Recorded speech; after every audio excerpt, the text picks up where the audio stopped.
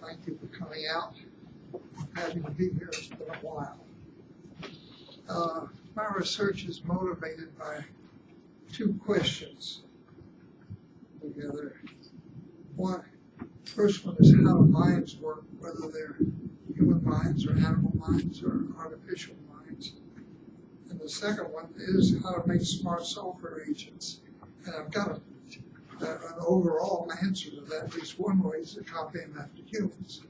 But this is all I'm going to say about that, because the rest of the talk is about the first question, how do minds work, not about the second one. Okay. People have talked about minds for at least a couple of thousand years, maybe longer. I suppose definitions have been given, but I'm not sure that I've ever seen one. You know, the philosophers talk about it, and I'm sure some must have defined it, you know, but I haven't seen the definition. But I'd like to give you a definition that will help to set the context for the rest of the talk. So here's the definition. Mind is a control structure for an autonomous agent. Yeah. Well, control structure, I guess everybody will be quite all right with. And the question is, what's an autonomous agent? Well, here's what it is, according to Bracer and myself. It's a system embedded in and part of an environment that satisfies several conditions. It has to sense its environment. It has to act on it. It has to act on it over time, not just once. A check writing program won't be an autonomous agent. It has to do it in its pursuit of its own agenda, which is what makes it autonomous. And it needs to act in such a way that its actions may affect what it senses in the future. It's got to be coupled to its environment in that way. And this is another way of stating Maturana and Varela's structural coupling to the environment. Is what this is. And to our mind, that's a key point for an autonomous agent. If it doesn't do this, it's not one. All right. So what we're looking for is how do control structures for autonomous agents work. Yeah. And if I had an answer, what would it look like? What would be an answer to how do minds work? Well, it would be a cognitive model. So a cognitive model simulates and predicts cognitive processing and behavior, and therefore tells us how minds work. That's what it does. Cognitive here, in the way it's used, is written broad. I'm using the broad sense that includes things that are not always included there. Perception, emotion, action. Some people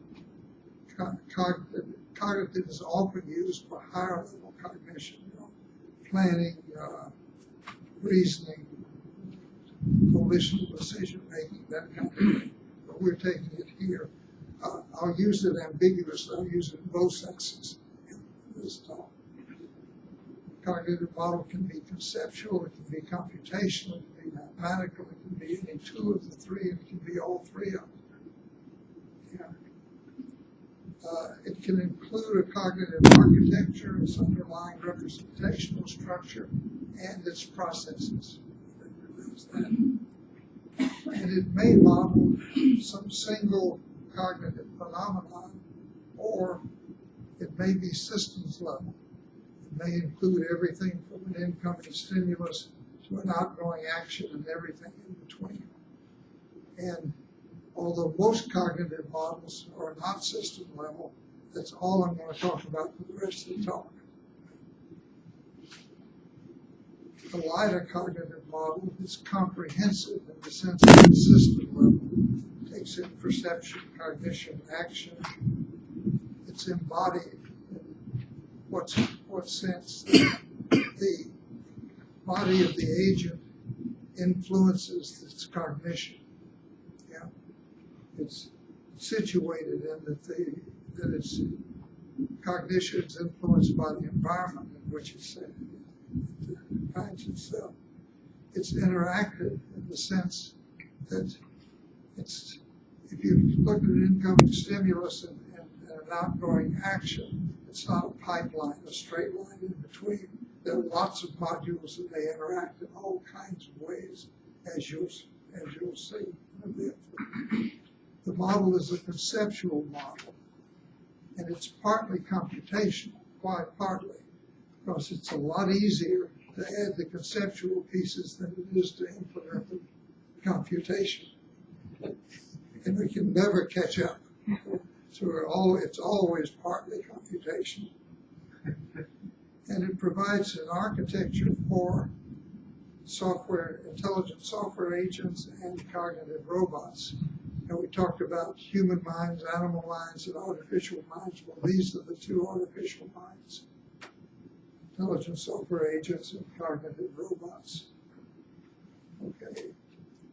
The LIDA model is built around, it's based upon what both the psychologists and the neuroscientists call the action perception cycle.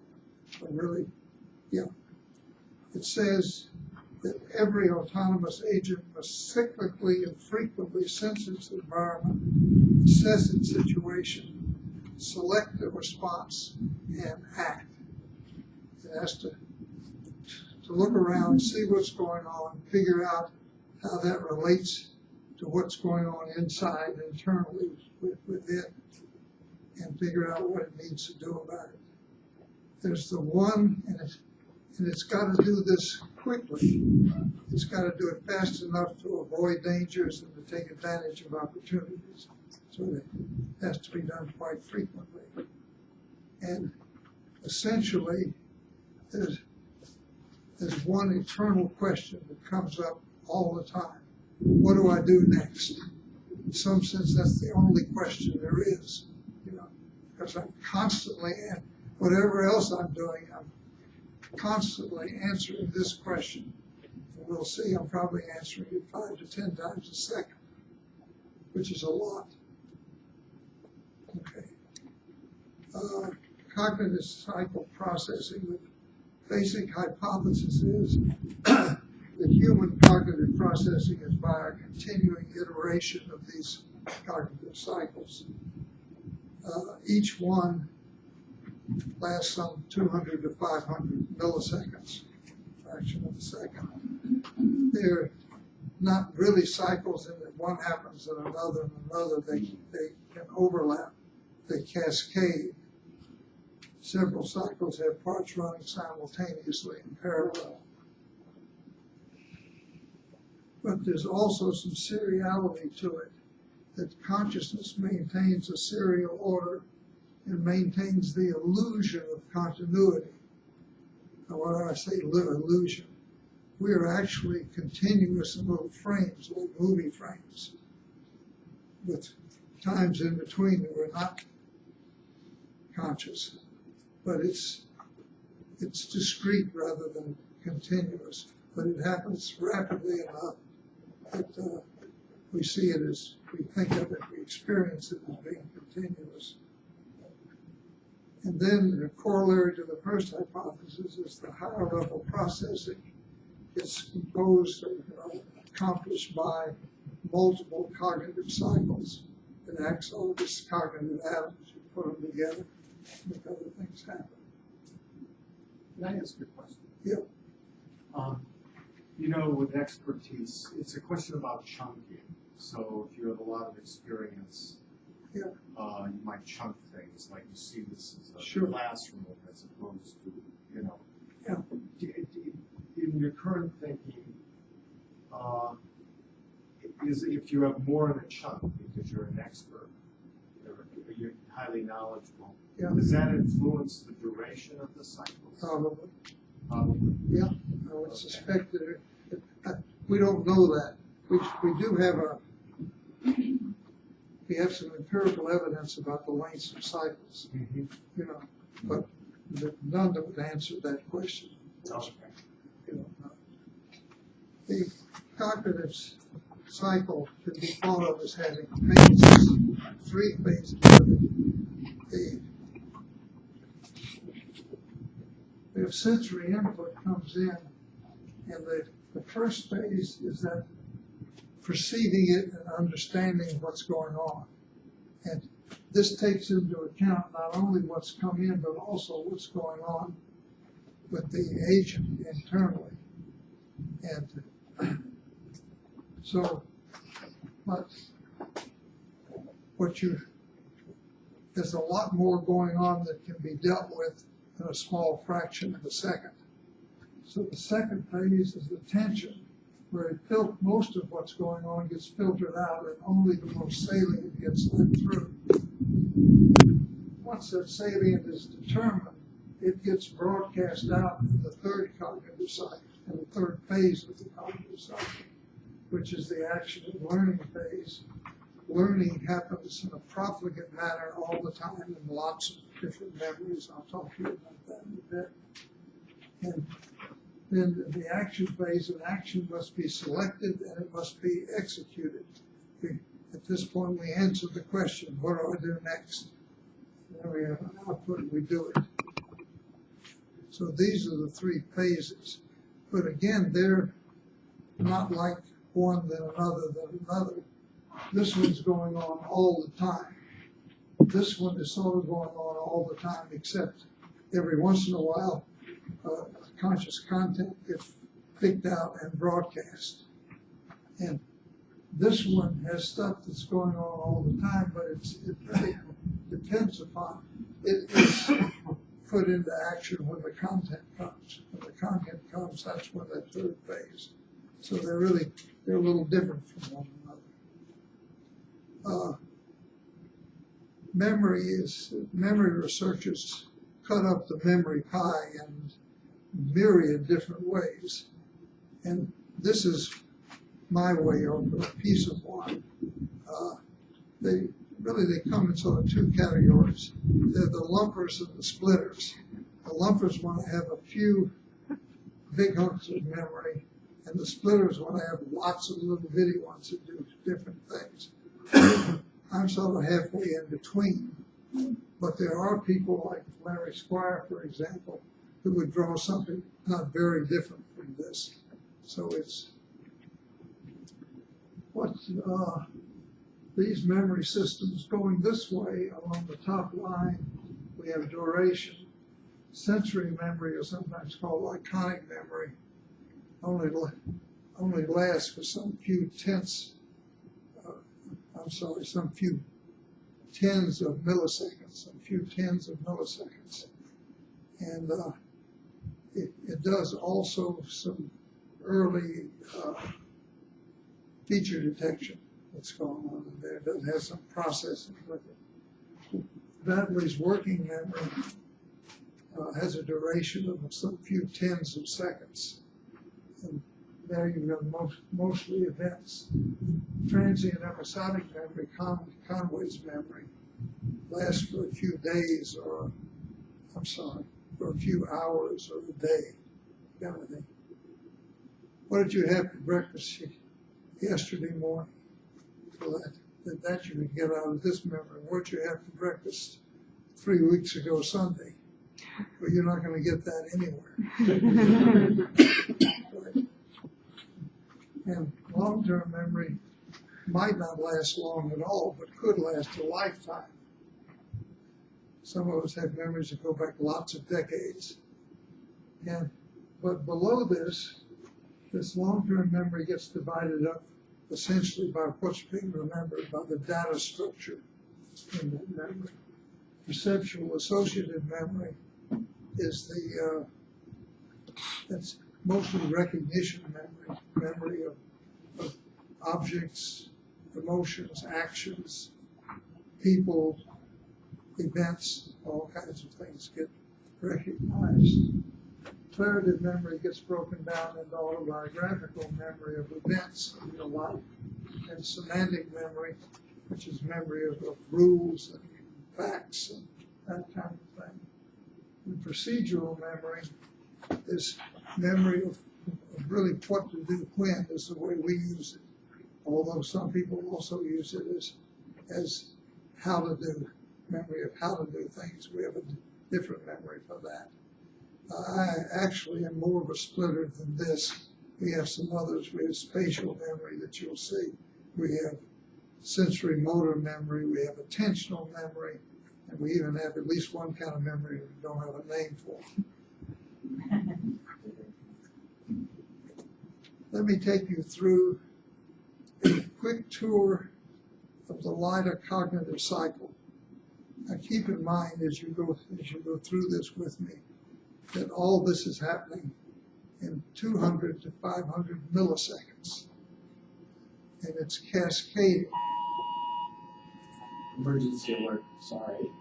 I don't know how to turn this on. Flash flood warning. We're on high ground. We're used to it. We had, before you guys came, we had static in the room. We had to pull the plugs on the speakers. See, when you speak, we have floods. We just wow. And that comes from a Bayesian causal model. Perceptual associated memory. Okay.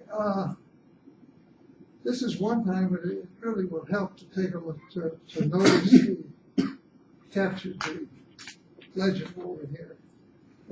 The ones in cream are essentially short-term memory, but each of these memories has processing that goes on with it. It learns things, it decays things, it can send things out to other memories, these kinds of things. And then we have longer-term memories.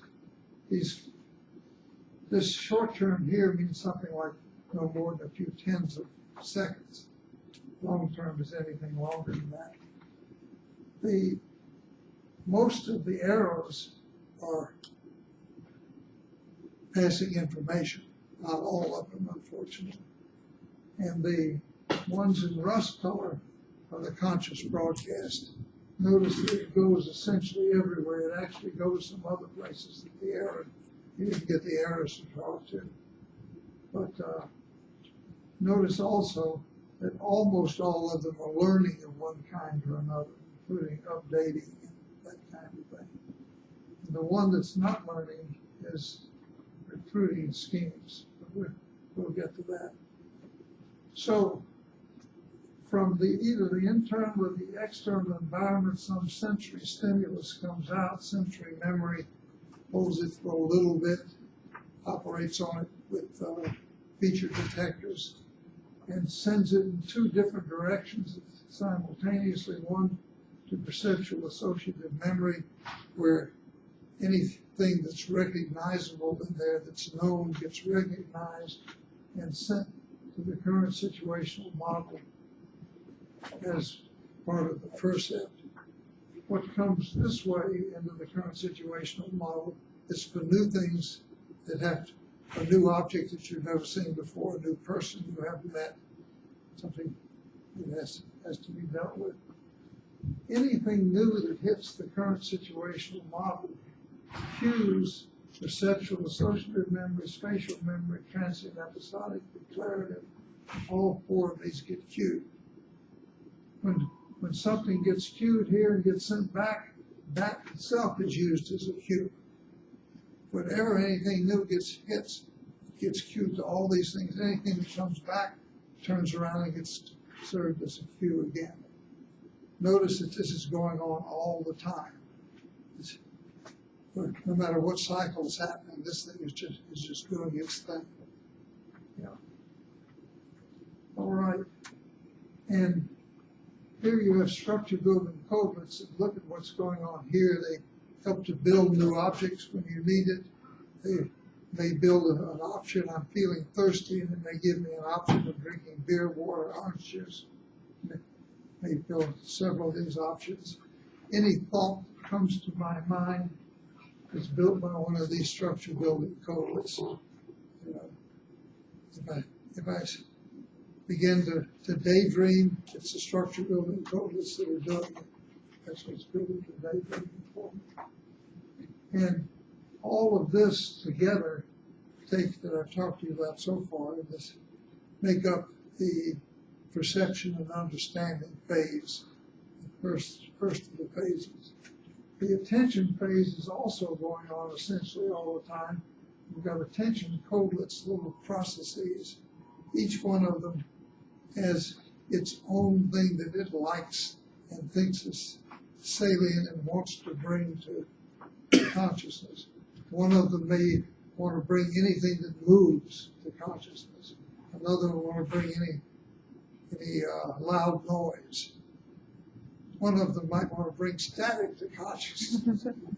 It comes up. Anyway, so an attention codelet, once it sees the kind of thing, the kind of structure that it is interested in there, it grabs it, makes what we call a coalition, and moves it over to the global workspace. And these coalitions accumulate over here until some trigger is reached, in which case the conscious broadcast happens along all these rust-colored arrows. And that's the second of the phases. But notice they're phases only in one sense. Yes. I think I might have asked you this before, but is there any room in this model at all for sort of what you might call endogenous action? I mean, some kind of a component where the autonomous agent is not merely a responsive system to the inputs, but is in fact engaged in active searching or something. Look, keep in mind that the input may very well be from internal stuff. So the input might be my thirst. Okay. And then I look around for something to drink. A loud noise. All the noises from outside. I turn my head. But that's not what you're asking. Well, but what I'm talking about is something more like searching, wandering, exploratory behavior. Yes. So that would be a sort of internal stimulus that somehow built into You're going to have to do that for learning. Yeah. You can't really learn, and we haven't really got to the details of that. That's something that's not actually in the model as yet, but it's going to be. You're talking about mind wandering, or I'm thinking about the way human input acts. I mean, there's just so much this motion and stuff. Spontaneous motion. It looks like that. That could go into the internal environment also, like just whatever is coming back from the. Well, but I think if I'm, I know where it's coming from. It would have to be generated without a stimulus, I think. Well, without an external stimulus. Or you think of an internal stimulus as being motivation. Right. Yeah. I mean, the stimulus is in the mind. And that's not built in, is it? Yeah, it would be an internal environment. Yeah, but the answer is yes. Okay. It will work, and we will have it in the model. The thing is, I think you probably will say yes, you're right. It looks like it's underplayed in this diagram if I understand the way the human input operates, because they do so much building of things on the basis of what they themselves generate with action. But look, I generate all my actions all times. That's not true of infants. It's true of adults. It's true of all of us. Yeah. Well, I don't know. My inclination is to think of this an exploratory. It may change with time. There will be an exploratory process. We will build explorations. We even have a name for it. We call it curiosity, don't we? We've got an emotion. It's a motivating factor. That's in the model. We've written about it all the time. All right. Then this takes us to the third, that we have all of this learning that happens. But here we have recruiting of schemes. The scheme gives us an idea of what happens if you take a certain action in a given context. You expect a certain result with some likelihood, and so forth. But these are fairly abstract. So the ones that can respond reasonably to the current situation, which comes through the conscious broadcast, get picked out, and they get instantiated by having to see here. These things are abstract, but you want to send forward something that's very specific and has all its variables bound. And that becomes a behavior. And the behaviors accumulate in action selection. And every once in a while, when a certain trigger happens, one behavior is selected and sent forth. And in sensory motor memory, you have motor plan templates, which are, again, abstract. But the behavior is specific, so it gets the variables bound in the abstract motor plan template in a particular one. And a motor plan comes out. The motor plan gets executed, and it uses sensory memory where it gets a direct connection that comes through without consciousness. And then execution happens. By the way, don't get hooked on dorsal and ventral streams. That's used in neuroscience only in the visual system. But we're using it as an analogy throughout everything. So again, all of this is occurring in 200 to 500 milliseconds. Yes. Is the conscious contents, is that where it's like, where you're hearing your own voice in your head? That's one I was going to, no, it's not. Okay. The voice you hear in your head, what it's saying was constructed by some structure building codelet. It was picked out by some attention codelet, and it fought for attention over here, and it won. And then you hear it in your head as it comes out this way. And these actuators is hearing it in your head. Yep. So I'll have to talk to you about that afterwards. I've been thinking about it recently. Some of these various things, for example, the preconscious workspace has lots of parts to itself, but the major one here is the current situational model, and I can't talk to you about all these parts or parts of all the other ones.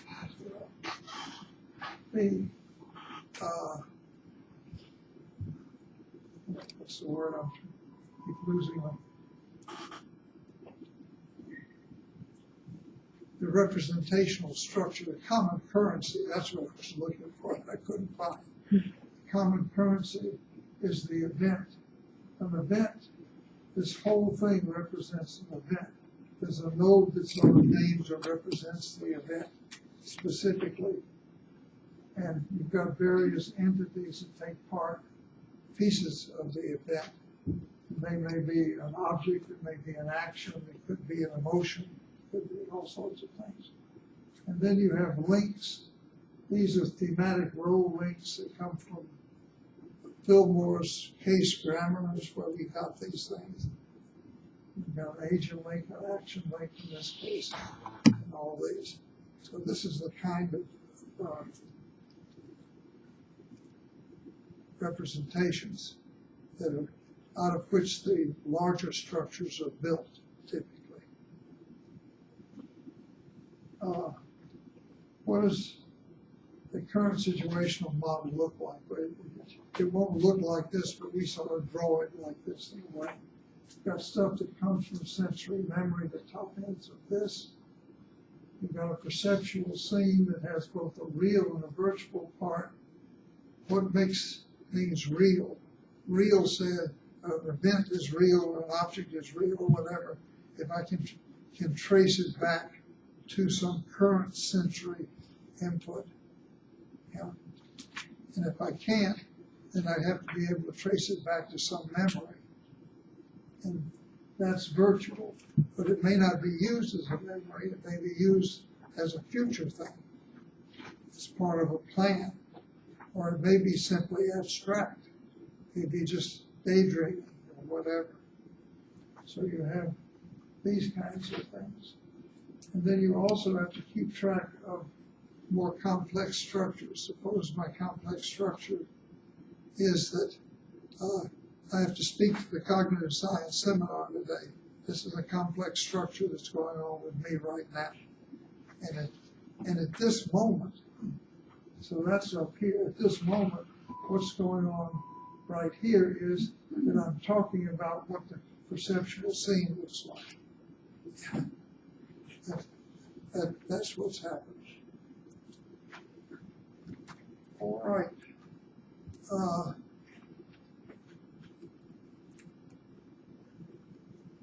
Well, maybe this is enough about LIDA directly in that model. And let's begin to talk a little about how it hooks up with things on the outside. Here's the LIDA model's family tree, if you like. The cognitive model itself draws heavily from cognitive science, as you would tell. I use all this language as terminology that you know and have heard, and so forth.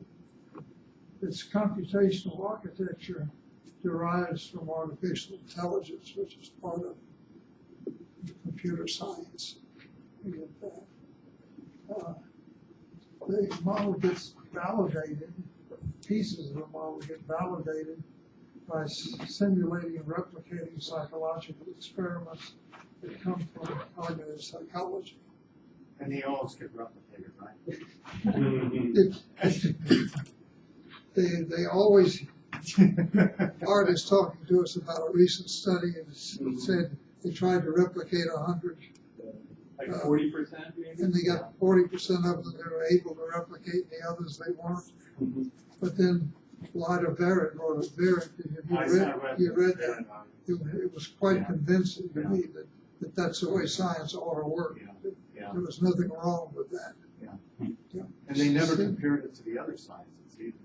No, but it's true of all of them. Yeah, it's true of all of It's true them. of all, not just psychology. Yeah. It's all of them. Anyway, the next thing is that every such cognitive model, where are these things implemented? There are a few of them that are implemented in artificial minds, but most of them are implemented, almost all of them are implemented in either human or animal brains. So you've got to have, they've got to be grounded in the underlying neuroscience. The same way that you want your chemistry to be grounded in the underlying physics, you have the same thing. But what we're hypothesizing and what I'm going to try to convince you of, or convince you is too strong to suggest to you, this is really all I want to do, is that nonlinear dynamics is a good bridge between the cognitive model and the neuroscience. So that's what we'll be about. Cognitive models in neuroscience. We have to ground them in neuroscience. Otherwise they won't work. Cognitive processes are not easily explicated using neurons and cell assemblies. If you wanted to explain a chemical reaction, you probably want to look at elements and molecules. You don't want to look at subatomic particles. You don't want to look at muons and exons and so forth. So this is the same thing. What you really need is a high-level theory and more abstract ontology, which is what cognitive models like LIDA ought to bring to you. That's what you need to be able to do this kind of thing. So the question comes up of how to ground the LIDA model in the underlying neuroscience. And the question is, what would that even mean, to ground it? And Rabinovich has given us, he and his group have ideas of how to do that. In order to bridge the content of mental processes to brain structures, thinking of those brain structures as computational devices. That's what you want to do. One needs to do three things, he says. You need to infer cognitive brain networks from the neurophysiological and imaging data. fMRIs and things of this sort. And cognitive neuroscience tries to do that, has been lots and lots of work done, and yet I still have the feeling, and I think that lots of people have the same feeling, that we're still almost in the infancy of this, that there's so much to do, that even though all this has been done, that it's only a small percentage of what needs to be done. It's more like the third trimester. Maybe. We need to infer cognitive mind networks, interactions between mental processes from behavioral experiments. Well, that's what the psychologists, the cognitive psychologists have been doing for decades now. And again, there's been lots and lots done. Except here, I think they may be further along than the neuroscientists, but they've been at it longer. I think they've been. And finally, what you need to do is to discover dynamical principles for cognition. Well, some of that's been done by the cognitive neuroscientists, but not a lot, as far as I can tell. So many more have been done by the cognitive psychologists. Yeah.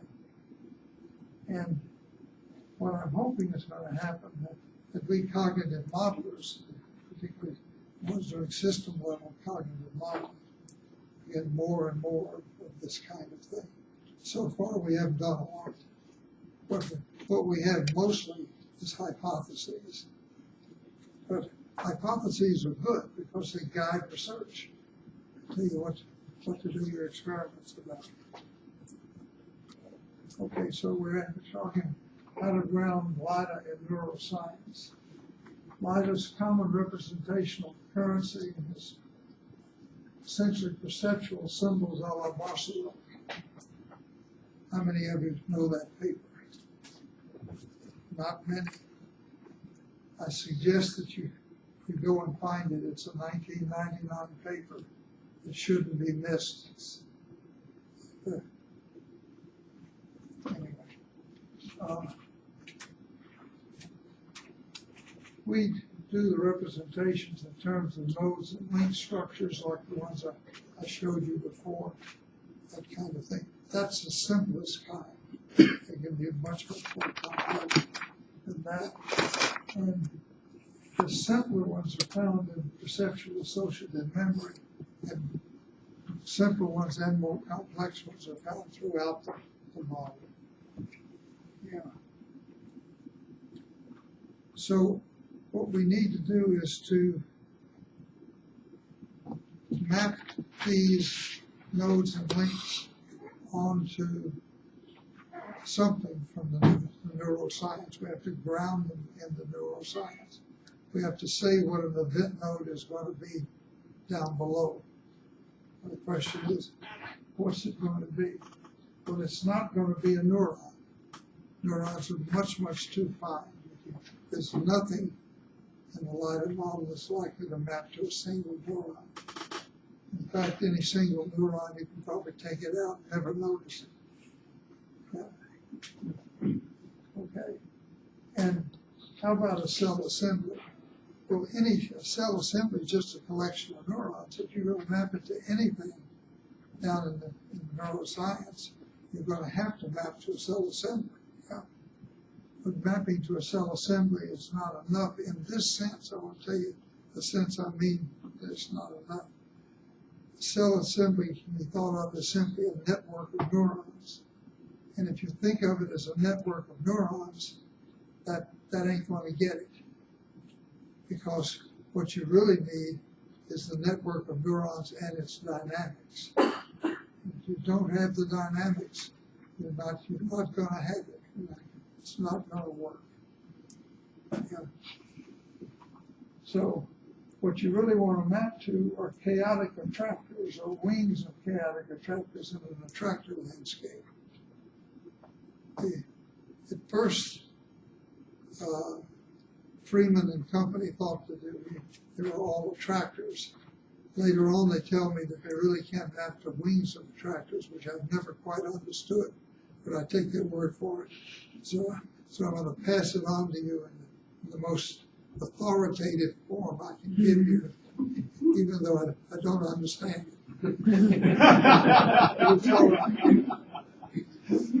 So does science proceed. If you want, just take out wings and use chaotic attractors instead, and then I'll make that believable. Can I ask one question along these lines, since it's so relevant? How can you become confident that cell assembly is not plausible, but chaotic attractors would be? Okay, cell assemblies by themselves can have very different dynamics and do very different things when they have different dynamics. For example, we'll see that the olfactory bulb will recognize various odors, and it's the same cell assembly, but it's going to recognize these different odors depending on its dynamics. Oh, so it's... So what I'm telling you is that the topology of the cell assembly isn't enough. You've got to have its dynamics. I see. And there's a nice picture of one, the Lorentz attractor. And that, if you ground but we still have to say, what we want to do is to ground these nodes and link structures onto chaotic attractors in an attractor landscape, and that will ground LIDA. But how do we do that? How do we map nodes and link structures down to attractors? Well, cortical dynamics. Here's what happens. Sensory signals trigger a spatially distributed reorganization of cortical activity. Something's going on in the cortex. Some signal comes in from sensory stuff, internal or external sensory stuff. Yeah. That causes a reorganization. From that reorganization, the internal dynamics at the moment of the stimulus helps to shape that reorganization, the response. Yeah. It's not just what comes in from the outside, it's what's going on inside. Okay. Makes even more difference. So, the cortex dynamically and interactively creates meaning from this sensory input. Let me give you an example of this. How about odor recognition, which is what Freeman and Scarta did. So, and how brains make chaos in order to make sense of the world, which I thought was quite a neat title. So what happens with odor recognition is that you get inhalation of a previously known odor. By the way, notice that this is happening with each breath. So it's happening quite frequently. Molecules from the odorant manage to latch on to appropriate neural receptors to the ones that, where they're the key to that lock, kind of a thing. Something of the sort. It results in an electrical signal that gets passed down to the olfactory bulb, which is a cell assembly, but it's a cell assembly with its own dynamics, and it's doing something when this hits. And when this signal comes, it perturbs this olfactory bulb, it gives it a kick. And it kicks it out of its chaotic orbit. It's in a chaotic orbit because from a chaotic orbit, it's very easy to get to any kind of an orbit. So this makes it, and it's a spiking trajectory because you've got spiking neurons. That's where the trajectory is coming from. Spiking trajectory, it makes the olfactory bulb's trajectory leave that chaotic orbit. And where does it go when it leaves it? It settles into an attractor. I'm leaving out way, put it in if you want. But it settles into some attractor. And that attractor recognizes the odor. you've got an attractor for each recognizable orbit. That's how the thing works.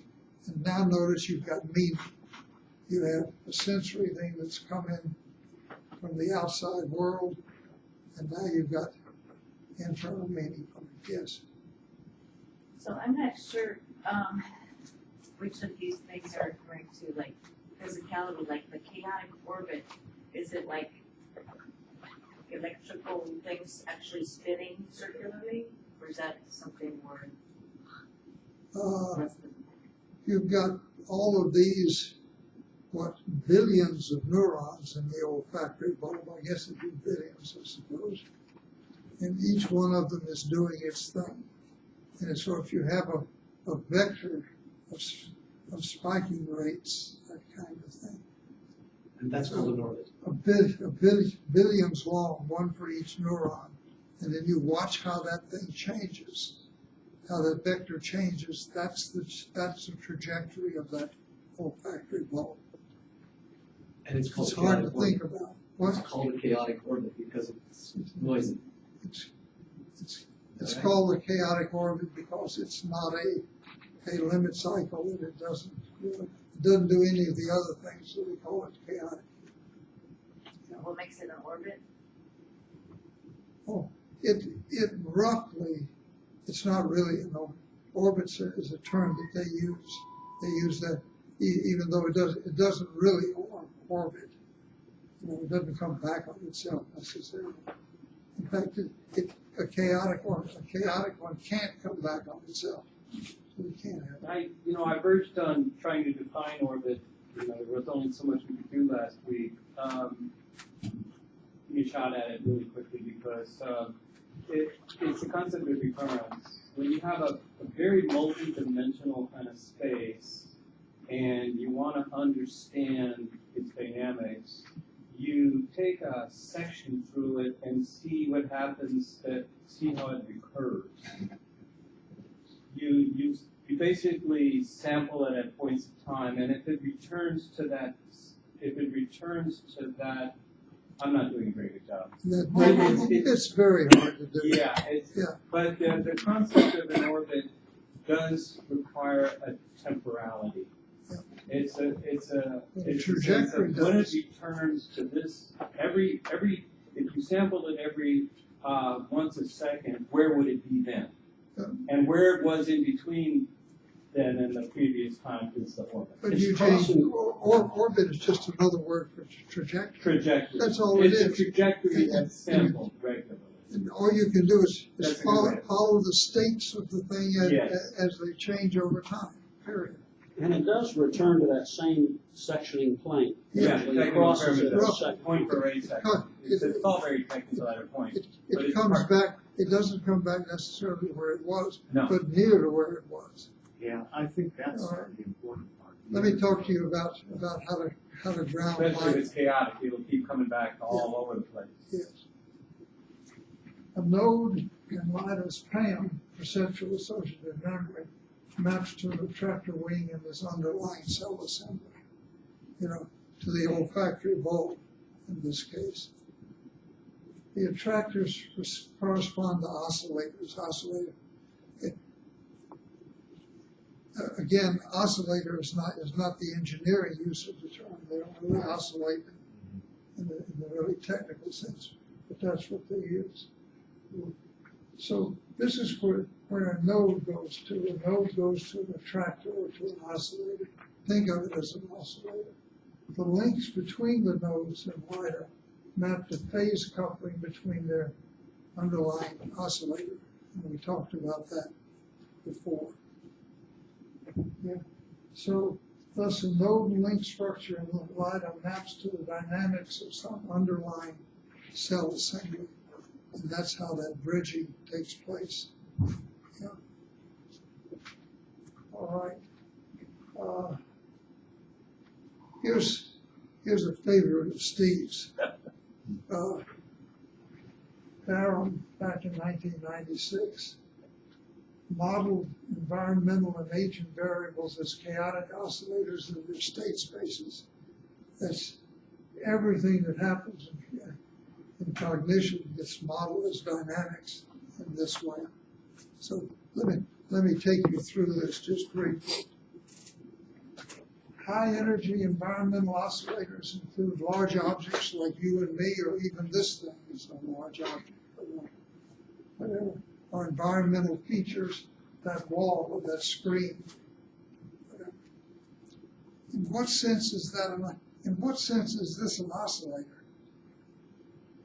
Think of its location, length, all the variables you want to describe it with, and watch those variables change over time.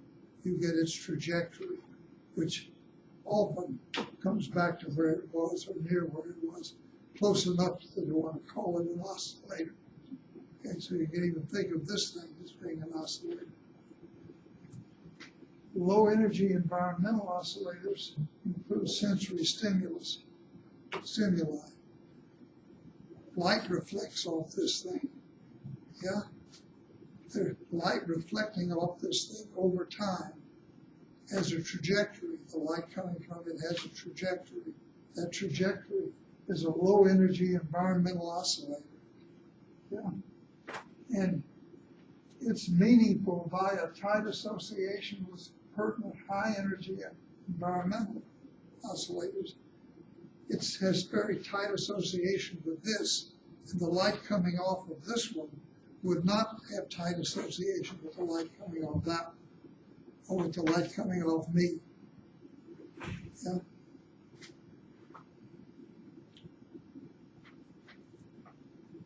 Meaningful low energy oscillators in the world couple with low energy agent oscillators.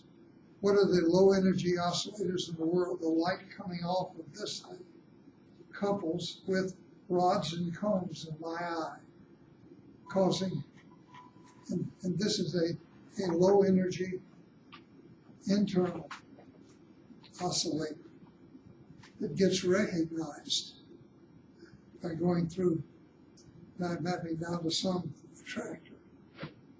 These perceptual oscillators couple with higher order neural oscillators to subserve recognition, memory, deliberation, goals, etc. All these things, all these mental things that are going on. Yeah. It's quite, you can deflect the answer. It's not important. It's how important is the concept of low energy? How important is that to be low energy? It's not. Okay.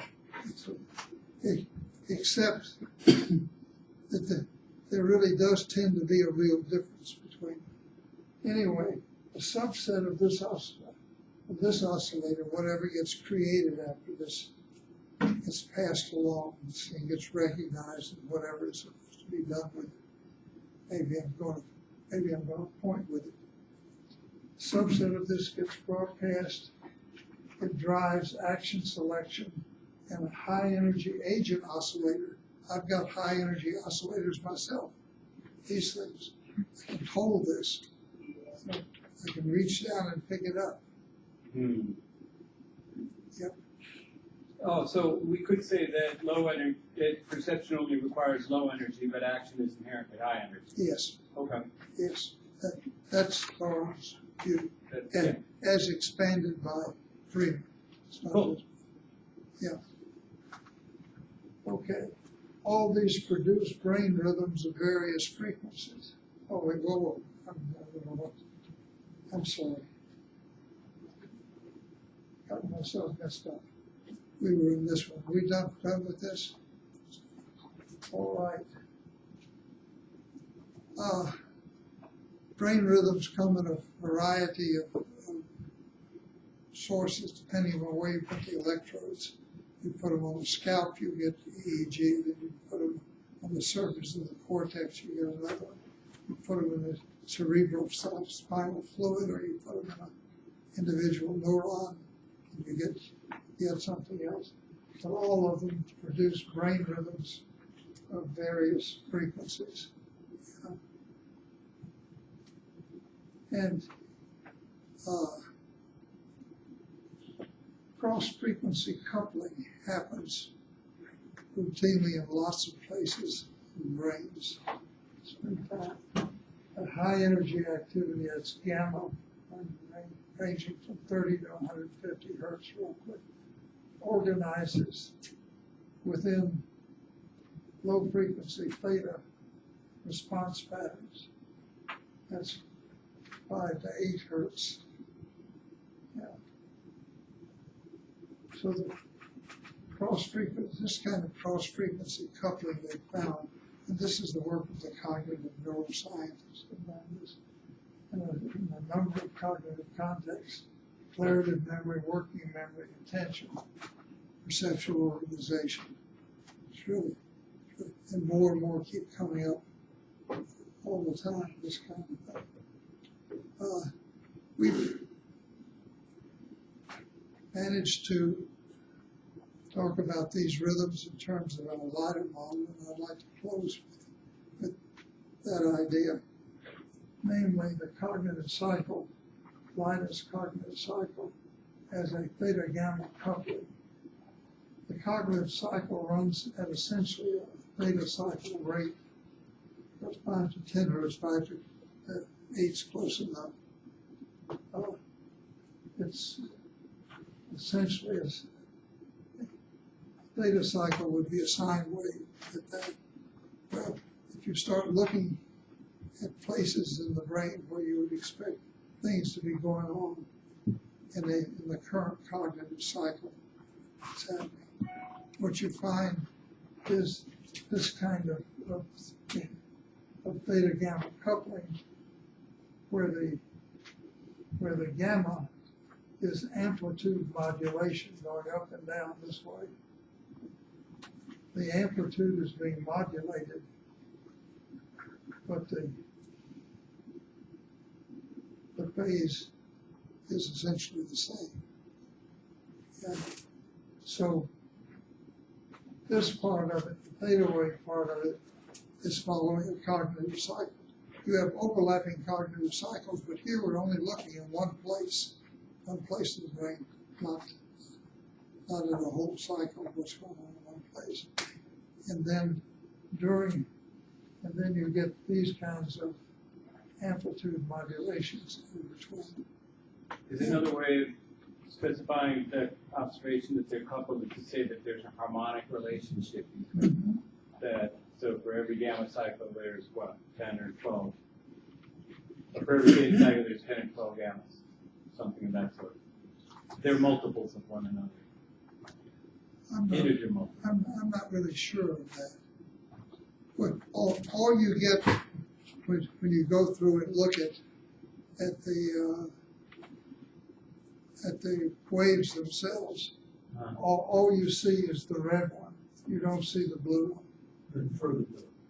What? You infer the blue. The blue one is modulating the red one, but no. The gamma cycle is modulating the theta. okay. You get amplitude modulation. Okay. Well, the point is that the theta phase is predictive of the gamma amplitude. So whichever way you want to look at it. Predictive of its amplitude. Of the gamma amplitude. So they must be harmonic related. I mean, the graphic is pure stuff. Well, the problem is that the rhythms, and this is all derived from, spectral analysis of very dense activity, and But if it's true, conceptually, you're right. Conceptually, as to whether you can actually demonstrate that in the brain. That was my point exactly. Conceptually, you would think of it the way you say it, but it's not the way that I think you're going to find it. I mean, if they weren't coupled and you just had two rhythms that were just co-present, they would not necessarily align at the same times. But there's really no two. You really only have one, but that one consists of a theta rhythm with amplitude modulation at a gamma rate. I don't want to get stuck on it, but if there's coupling, there has to be decoupling. And so somehow there should be a difference. Yeah, oh, yes, absolutely. And so I'm sure that's quantifiable, but I don't think we need to get You stuck see, on It it. is I think that what happens is that the coupling is a badly chosen word. Yeah, well, I'm struggling with that word, which is why I wanted It's to dwell it's on it. not coupling in the sense of coupled oscillators Oh, or any other sense. Oh, well, see, I was taking it Yeah, more literally. exactly. I think it's a badly, I didn't choose the word. Yeah, we don't know what the causal mechanism for the correlation is. Yes. Hang on just a minute. Some people are leaving. Stephanie wants me to get to this last one. Why are dynamics important? I left time for a couple of questions afterwards. Well, human cognition is a transient dynamical process. That makes it important as far as I'm concerned. Yeah. Thought is in constant change. No state once gone can recur and be identical to what was before. William James. Yep. Or Heraclitus. It goes back that far. Yeah, sure. Yeah. But it's obvious in saying something. But all these important things are obvious after you get to know them. In any event, all this is because of the dynamics. Cognitive functions arise from integrated processes and distributed circuits of interconnected brain areas. All that's dynamical stuff in other language. Yep. Dynamical circuits are what cognition really is all about. And of course, for me, there's one reason that overtakes all of these others and makes dynamics important. Namely, dynamics bridges grounded system like cognitive models like LIDA to the underlying neuroscience. It does what we want it to do. It makes sense. It makes our model be grounded, which I have no idea how to do it without it. How do you get meaning? Thank you.